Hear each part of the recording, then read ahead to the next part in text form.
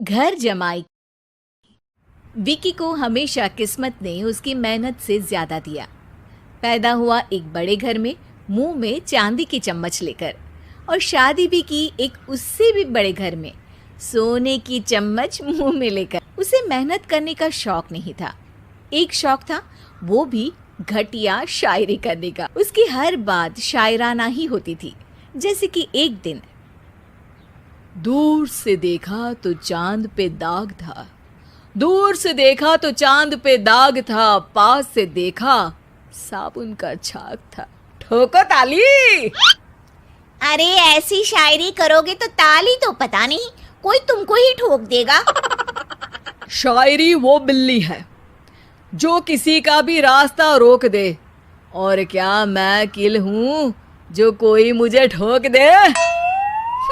मुझे तो आपसे बात ही नहीं करनी।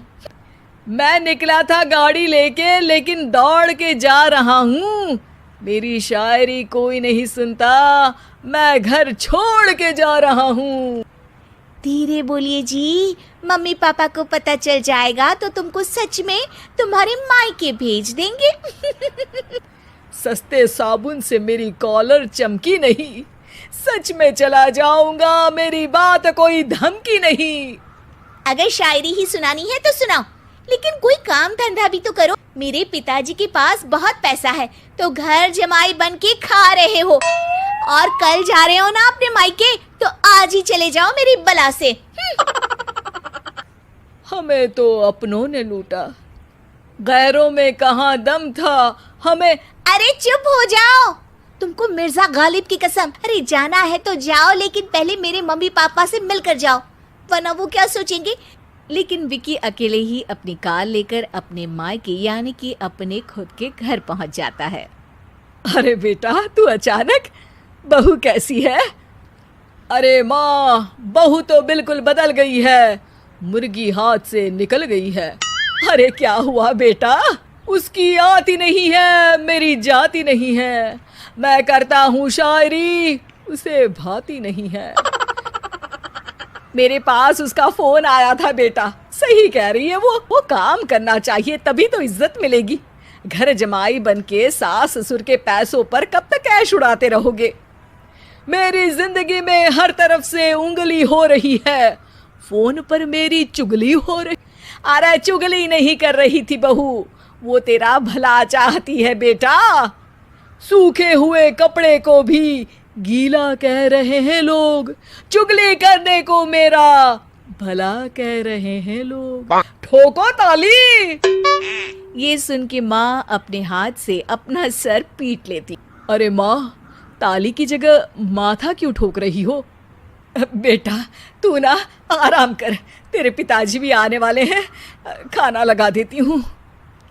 विकी अपने घर भी दिन भर है, तरह तरह का खाना खाता है, दोपहर तक सोता है, चाय पीता है, वीडियो गेम खेलता है, बस काम करने नहीं जाता।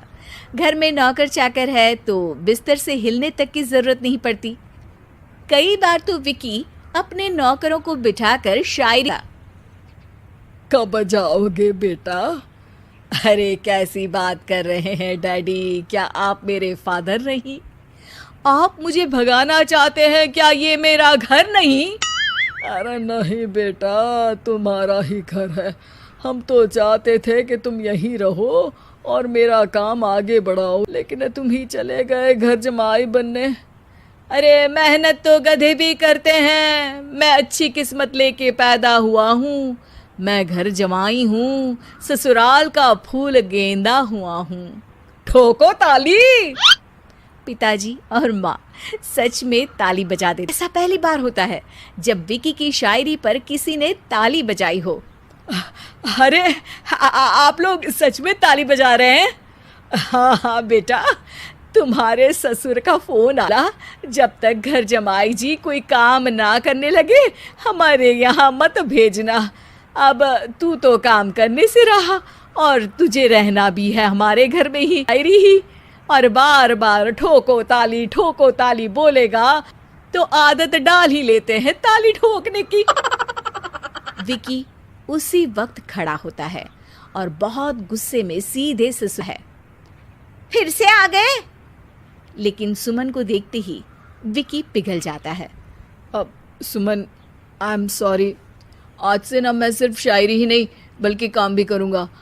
तुम अपने ऑफिस में बात कर लेना, कोई भी मेहनत का काम कर लूँगा। मैं घर जमाए बन के रहूँगा लेकिन काम करूँगा और इज्जत से रहूँगा। तुम नहीं आए हो, तुम्हारे साथ तुम्हें अकल भी आ गई है। मैं अपने कारखाने का मैनेजर बनाता हूँ तुमको, कल से मेरे साथ चलना वहाँ। थैंक यू ससुर जी। थैंक यू से काम नहीं चलेगा, एक शायरी सुनानी पड़ेगी। है ज़रूर ज़रूर। ससुर के पास पैसा होते भी मेहनत जिसको भाई है, सच्चा दामाद है वही अच्छा घर जमाई है। ठोको ताली। सब विकी की शायरी पर ताली ठोक देते हैं। शिक्षा, जब किस्मत आपको बहुत सारा दे दे तो उसकी कद्र करनी चाहिए और मेहनत करना कभी नहीं भूलना चाहिए।